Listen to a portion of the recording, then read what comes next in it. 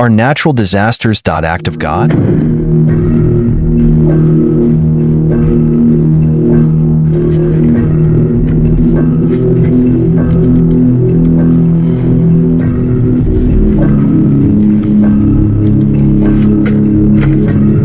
If God wants us to be wiped out, how can we survive?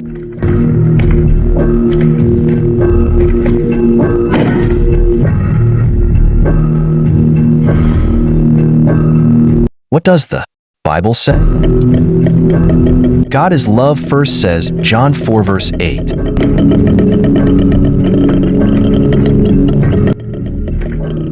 And he will wipe out every tear from their eyes, and death will be no more. Neither will mourning, nor outcry, nor pain be any more. The former things have passed away. Please subscribe for more video.